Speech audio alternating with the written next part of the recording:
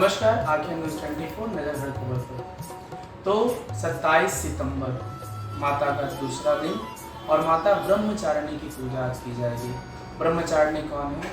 जो ब्रह्मा का आश्रम करने वाली है। तो या देवी सर्वभूतेषु मातृरूपेण संस्थिता नमः तत्सै नमः तत्सै नमः तत्सै नमो नमः। यानी वैसे पुरुष, वैसे स्त्री जिनमें ध्यान की कमी है, जिनमें आचरण की कमी है, जो एक ध्यान चाहते हैं, एक लक्ष्य की प्राप्ति चाहते हैं, तो वह माता ब्रह्मचारिणी की पूजा आह्वान करें, उन्हें निश्चित ही विशेष लाभ की प्राप्ति हो सकती है। तो ब्रह्मचारिणी माता को सफ़ेद व्यंजनों से बनी हुई आहार का अगर आप भोग लगाते हैं तो उनकी प्रसन्नता विशेष रूप से हमारे भक्तजनों को प्राप्त होगी।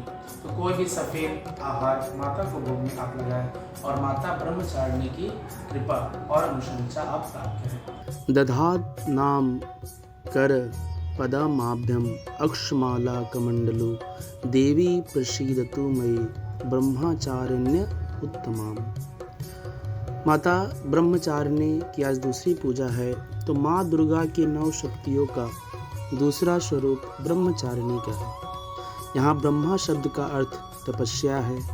ब्रह्मचारिणी अर्थात तप की चारिणी, तप का आचरण करने वाली।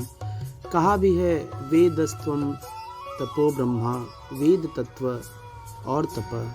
ब्रह्मा शब्द के अर्थ हैं ब्रह्मचारिणी देवी का स्वरूप पूर्ण ज्योतिमय एवं अत्यंत भव्य है। इनके दाहिने हाथ में जप की माला एवं बाएं हाथ में कमंडल है। अपने पूर्व जन्म में जब ये हिमालय के घर पुत्री रूप में उत्पन्न हुई थी, तब नारद के उपदेश से इन्होंने भगवान शंकर जी को पति रूप में प्राप्त करने के लिए अत्यंत कठिन तपस्या की थी। इसी दुष्कर तपस्या के कारण इन्हें तपस्चारिणी अर्थात ब्रह्मचारिणी के नाम से भी अभिहित किया गया है। 1000 वर्ष उन्होंने केवल फल मूल खाकर व्यतीत किए थे। 100 वर्षों तक केवल साग पर निर्वाह किया था। कुछ दिनों तक कठिन उपवास रखते हुए खुले आकाश के नीचे वर्षा और धूप के भयानक कष्ट सहे। इस कठिन तपस्या के पश्चात 3000 वर्षों तक केवल जमीन पर टूटकर गिरे हुए बेल पत्रों को खाकर वह अहर्निश भगवान शंकर की आराधना करती रही। इसके बाद उन्होंने सूखे बेल पत्रों को भी खाना छोड़ दिया। कई हजार वर्षों तक वह निर्जल और निराहार तपस्या करती रहीं। पत्तों को भी खाना छोड़ देने के कारण उनका एक नाम अपर्णा भी पड़ा।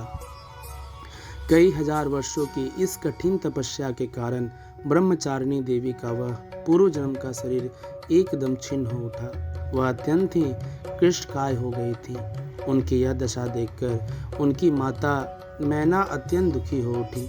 उन्होंने उन्हें उस कठिन तपस्या से विरत करने के लिए आवाज़ दी, ओ माँ, अरे नहीं, ओ नहीं।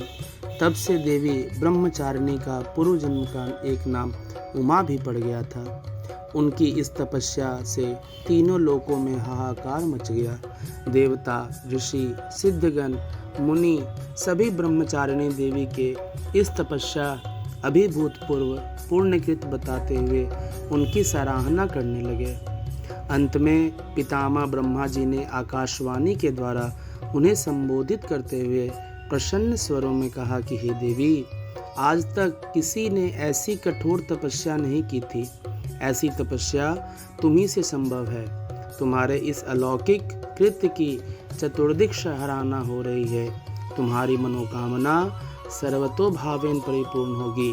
भगवान चंद्रमौली शिव जी तुम्हें पति रूप में प्राप्त होंगे। अब तुम तपस्या से विरत होकर घर लौट जाओ। शीघ्र ही तुम्हारे पिता तुम्हें बुलाने आ रहे हैं। माँ दुर्गा जी का यह दूसरा स्वरूप भक्तों और सिद्धि को देने वाला अनंत फल वाला है। इनकी उपासना से मनुष्य में तप, त्याग, वैराग्य, सदाचार, संयम की वृद्धि होती है। जीवन के कठिन संघर्षों में भी उनका मन कर्तव्य पथ से विचलित नहीं होता। माँ ब्रह्मचारिणी देवी की कृपा से उसे सर्वत्र सिद्धि और विजय की प्राप्ति होती है। दुर्गा पूजा के दूसरे दिन इन्हीं के स्वरूप की उपासना की जाती है। इस दिन साधक का मन स्वाधिष्ठान चक्र में स्थित रहता है। इस चक्र में अवस्थित मन वाला योगी उनकी कृपा और भक्ति प्राप्त करते हैं। तो माता ब्रह्मचारिणी की पूजा करने से मनुष्यों के अंदर तप, त्याग और विवेक की भावना उत्पन्न होती है। धन्यवाद। अगर आपने अभी तक हमारे चैनल को सब्सक्राइब नहीं किया है तो हमारे चैनल को जल्द से जल्द सब्सक्राइब करें, लाइक करें, शेयर करें और कमेंट करें। क्या आप पत्रकारिता के क्षेत्र में अपना कैरियर बनाना चाहते हैं? तो आज ही royal Ashoka institute of mass communication and journalism में अपनी जगह सुनिश्चित करें। आर्यभट्ट ज्ञान विश्वविद्यालय पटना से मान्यता प्राप्त 100% प्लेसमेंट के साथ royal Ashoka institute of mass communication and journalism नामांकन जारी है।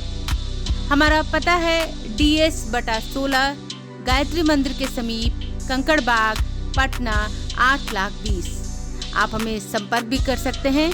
हमारा मोबाइल नंबर है 9955456126।